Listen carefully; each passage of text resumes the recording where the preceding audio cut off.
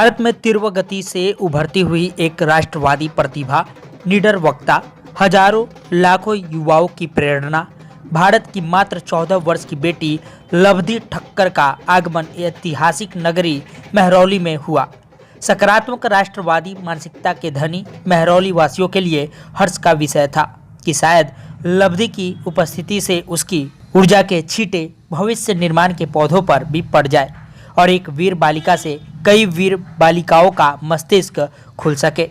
पंडित विवेक जोशी व उनकी टीम द्वारा यह आयोजन किया गया और साथ ही दोनों की संस्थाएं देश में बेटियों के विकास के लिए मिलकर कार्य करेगी।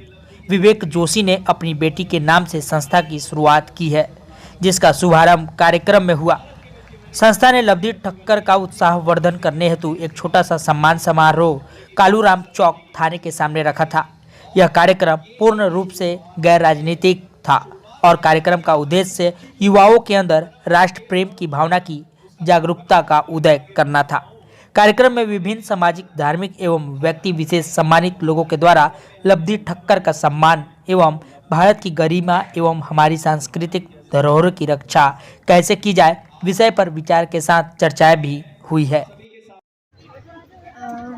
आप कभी भी मेरा जो फेसबुक पेज है वहाँ पर जब भी मैं मेरे कमेंट्स पढ़ती हूँ तो इतने अच्छे अच्छे कमेंट्स आते हैं। लोग मुझे झांसी की रानी का दर्जा देते हैं, तो ये मुझे जो कमेंट्स मैं पढ़ती हूँ उससे मुझे इतनी ज़्यादा प्रेरणा मिलती है और यही रीज़न है कि आज मैं ये सब करती हूँ।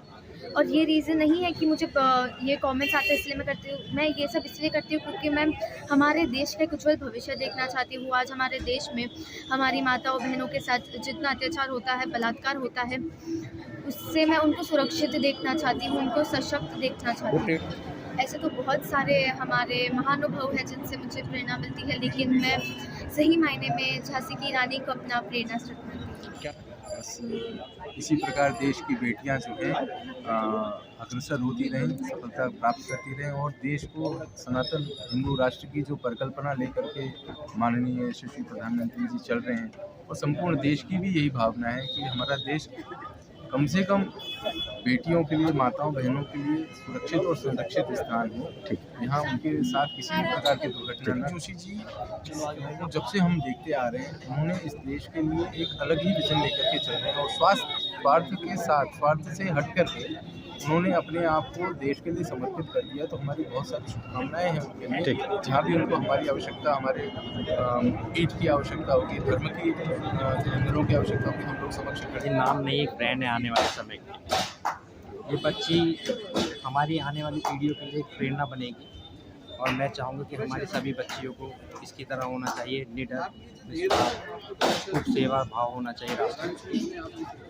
और मैं सबका धन्यवाद करना चाहूँगा कि इस बच्चे को प्रोत्साहन दें और बढ़ चढ़कर उनके साथ।